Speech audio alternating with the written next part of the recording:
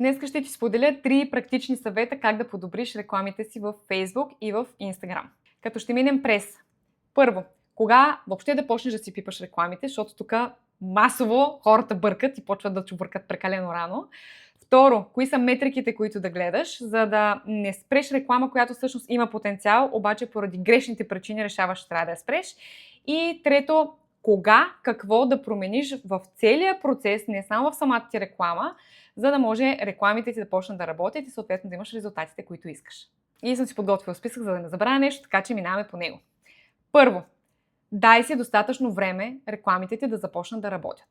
Знам, че в началото е много трудно, знам, че търпението тотално го няма, особено като знаеш, че вкарваш пари за нещо, което не се знае накрая дали всъщност ще си ги върнеш и дали ще имаш някакъв плюс от цялото това нещо.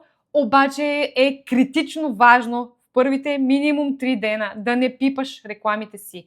Защо? Защото когато дадеш на алгоритъма някаква конкретна задача от типа на покажи тези реклами, тези комбинации между текстови, картинки, видеа на ето тази аудитория, алгоритъма започва. Обаче алгоритъма почва да тества на сегменти, той не показва рекламите паралелно, едновременно на всички. Той ги показва на отделни сегменти и почва да преценява. От тази аудитория, примерно този еди си колко време остана на рекламата. Може би му е интересно, ще покажа още малко пъти на подобни хора. В този момент, примерно, вижда, че тия хора не проявяват интерес. Следващата реклама хваща показване на друга аудитория. Цялото това нещо е learning фазата. Това е фазата на обучението. Алгоритъмът има нужда от нея. Няма как в началото да му кажем, айде сега, ние му казваме, намери ми хора, които имат интерес към това нещо. Това намиране обаче не става така. Може да стане много по-бързо, ако му дадем голям бюджет, за да може да показва рекламата. Обаче, ако сме с малък бюджет, примерно 5-10 евро на ден, този процес изисква повече време. И когато ти постоянно чувъркаш нещо, това, което ти правиш е да рестартираш тази фаза на обучение. И ти направиш някаква промяна и той в този момент тук сега почнахме от начало. Айде пак на ново тестове на всичкото, защото тази една промяна може да повлияе по различен начин на аудиторията, която той вече е тествал. На този сегмент от хора. И се връща пак от начало. И ти реално си правиш много кофти услуга, ако в първите 3 дена почнеш да чувъркаш. В началото има 2 варианта как може да ти вървят статистиките. Първия вариант е да ти тръгнат много добре, защото алгоритъмът е решил в началото да те показва на топлата ти аудитория. Хората, които вече те познават, които вече са купували от тебе. И може в началото рекламите да ти тръгнат добре и примерно след седмица-2, когато се изчерпат топлата ти аудитория, тогава да почнат да имат малко по-лоши резултати, т.е. да е по-скъпо да постигнеш същия резултат. Но това е единия случай. Втория случай пък е обратния. В началото е по-трудно, ако примерно съвсем пък нямаш топла аудитория и тепърва започваш. Алгоритъмът в този момент той започва съвсем насляпо да работи. Добре, сега пробваме, да видим какво ще стане. И ако си е голяма аудиторията, както в момента е препоръчително да се прави, му трябва просто време на този алгоритъм да тества. Това как ще работи, онова как ще работи, тези хора ще реагират ли на това нещо. И ти пипайки рекламата, всеки път го рестартираш. Така че, не си пипай рекламата първите 3 дена. Пусни рекламата и затвори всичко, не дей да влизаш и си пусни един ремайндър в календара или една аларма да влезеш да си видиш рекламите след 3 дена. Защото иначе през цялото време ще се тюхкаш, ще се вайкаш, ако си във втория вариант, в който в началото рекламите тръгва зле, ще си, защо така, дали да не да спра, сега дали да променя нещо. И колкото повече ги гледаш, толкова по-изкушаващо е да почнеш да ръчкаш и да сменяш някакви неща. Не дей да го правиш. Изисква се изключителен самоконтрол. Казвам го аз всеки път. И аз искам да си пипам рекламите, обаче съм забелязала, че колкото повече ги ръчкам, толкова по-зле става, толкова по-бавно идват резултатите. Колкото повече успея да имам търпението да не пипам, лека по лека се нормализират нещата и цената за регистрация пада. Или цената съответно за покупка пада. Защото Facebook почва да се ориентира. И колкото повече регистрации, колкото повече продажби имаш, Facebook вече вижда. Този тип хора имат интерес към това нещо и се регистрират. Този тип хора, примерно, имат интерес към това нещо и купуват. И започва да показва рекламите ти на сходни хора. И затова лека по лека рекламите почват да работят по-добре. Но това няма да стане, ако ти постоянно ръчкаш, защото алгоритъма всеки път трябва да се връща и да почва да тества от начало. Отиваме на втората точка, която е кои метрики да гледаш, да не спреш реклама, която всъщност има много голям потенциал да ти върши чудесна работа. 5 са, и понеже са си някакви съкръщения, ще ги изписвам някъде по екрана. Така че първото е click-through rate. Ето тук може да видиш как се пише. Това е като статистика ще го видиш като CTR, нали, като метрика. Това е колко от хората, които са видели рекламата, като процент са кликнали, за да продължат нататък. Дали ще отидат на страница за регистрация, дали за продажбена страница, дали да ти пишат в месенджер, няма значение. Това е колко от тези, които са видели, са предприели действието да продължат нататък процеса. Втората статистика е link clicks. Това са хората, които са кликнали на линка. Само това. Не е click-through rate, това е съотношението. Видели срещу кликнали. Но не трябва и отделно да имаме линк кликовете. Третата точка ще разбереш защо. Това са хората, които са кликнали на линка или на бутончето. Има още една метрика, която не трябва да се бъркаш с нея. Тя е all clicks. Това са всички кликове, които са се случили някъде по цялата реклама. Това включва и ако примерно текстът е по-дълъг, обикновено се показват първите 2 или 3 реда и след това има прочети повече, или ако си на английски see more. Ако някой цъкне там, за да се отвори целият текст, това пак се брои за клик. Обаче на тебе това не ти върши такава добра работа, каквато ти върши линк кликовете.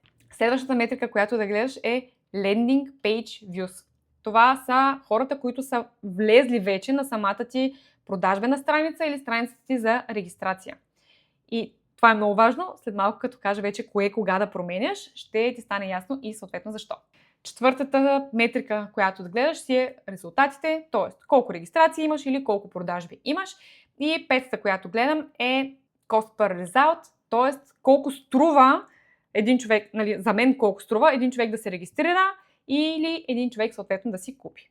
Ако тези 5 метрики ги нямаш изкарани на дашборда си, може да ги изкараш горе-долу вдясно, има columns и оттам може да си направиш customize columns, т.е. да си ги персонализираш за тебе и да си изкараш всичките тези поленца, за да можеш съответно да ги виждаш. И стигаме до третата точка, която е така най-практичната за днеска.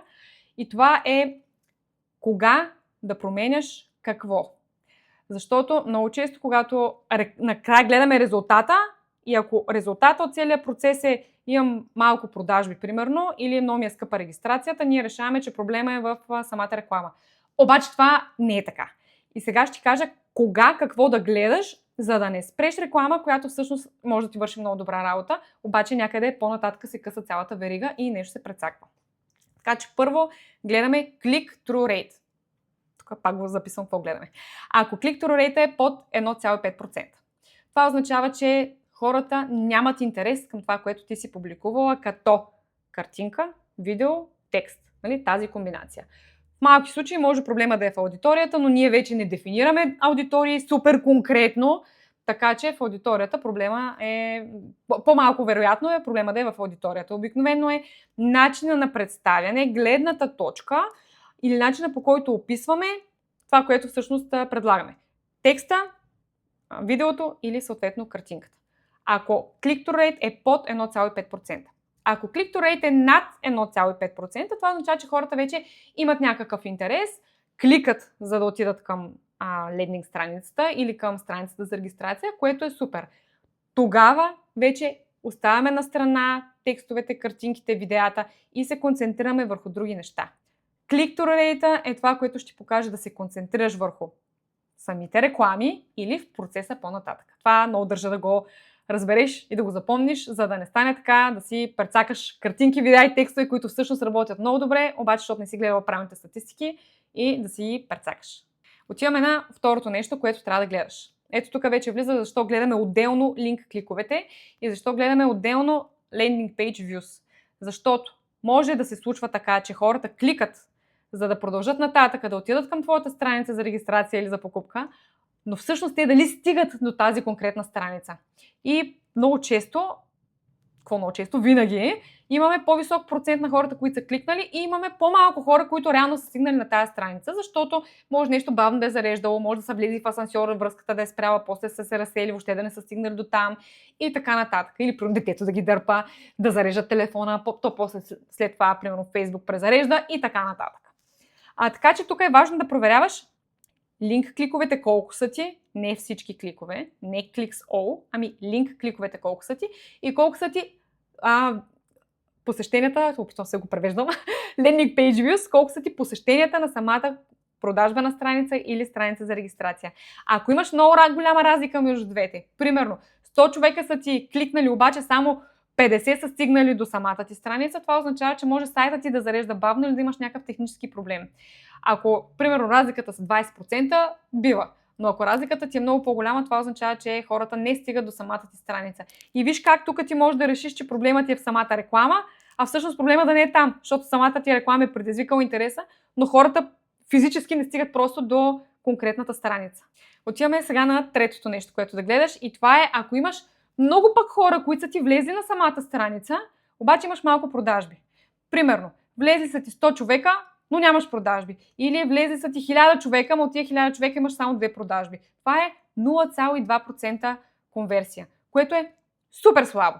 Конверсията е съотношението между това колко човека са купили, делено на колко човека са посетили цялата страница. И ако твоя случай е такъв, рекламите ти работят добре, имаш висок click-through rate, достатъчно хора, от които са кликнали, все пак са стигнали до страницата, обаче оттам имаш малко покупки, това означава, че проблема е на самата ти лендинг страница. И виж колко тъпо звучи, ако това е проблема, ти да ръчкаш картинките, видеята и текстовете на рекламите. Те си свършили работата, хората вече са стигнали, но сега самата ти продажба на страница или страницата за регистрацията трябва да си свърши добре работата, така че човека да се регистрира или да купи. И тук вече е момента да почнеш да чувъркаш не рекламите, а самата си страница. По какъв начин си представяш продукта или услугата? Как са ти описани нещата? Водиш ли човека логически, както на него му тече мисълта в главата, за да го преведеш през възраженията, през съмненията, които има ли социално доказателство на страницата за това, което ти продаваш и така нататък. Не е тема на това видео. Но това е момента, в който ти трябва да поработиш върху самата си оферта или върху самото и представяне на продажбената си страница или на страницата си за регистрация.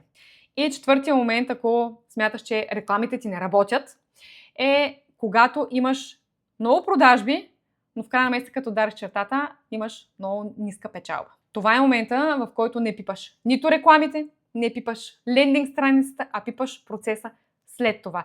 Тук се включват допълващите предложения. Примерно, към това колие може да си направиш комплект с примерно тази гривна и тези обици. И така нататък. Тоест, още нещо, което човека да добави към конкретната поръчка. Това работи прекрасно и за продукти, и за услуги.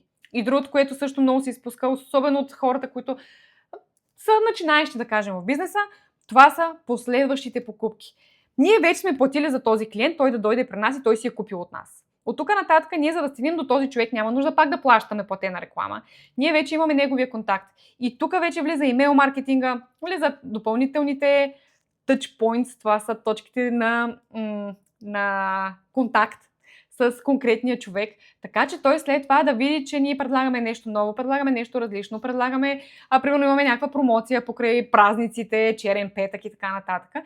И този човек след това, веднъж когато ти е казал да и той е купил от тебе, той е много по-склонен отново да купи от теб, защото вече е минал през процеса, има ти някакво доверие, да кажем, че е харесал това, което си е купил от тебе, доволен от качеството и съотношението качество-цена и така нататък. Този човек, той вече е пъти по-готов да купи, отколкото ако те първа трябва да убеждаваш някой напълно непознат, който вижда някаква твоя реклама, не е чувал за тебе, не те е виждал и така нататък. Така че, ако рекламите ти работят добре, click-through rate ти е над 1,5%, не пипаш рекламите. Ако имаш достатъчно хора, които от кликането стигат реално до страницата ти, технически сайтът ти е окей. Ако имаш достатъчно поръчки от хората, които вече са стигнали на страницата ти, това означава, че и лендинг страницата ти е добре. И накрая вече това, което гледаш, е стойността на една покупка, как можеш да я увеличиш или как после този човек можеш да го върнеш обратно да си купи от теб пак и пак и пак. И ето затова това видео беше толкова важно, защото масово, когато рекламите не вървят, всички отиват да пипат картинки, видеа и текстове, а всъщност първо трябва да се види въобще къде в целия процес, защото той е цял процес, нали? Не е просто картинка, видео и текст. В целия процес къде е проблема. И ако проблема при тебе е, че самата ти лендинг страница не работи, т.е. имаш достатъчно хора, които са видели оферта ти, обаче малко хора са предприели действия да се регистрират или да купят, изгледай ето това видео. В него минавам през 7 фактора, които влияят върху това дали хората си купуват или не, като не говоря за цена и качество, нали тия двете неща са ясни. Така че сега може да изгледаш ето това видео тук.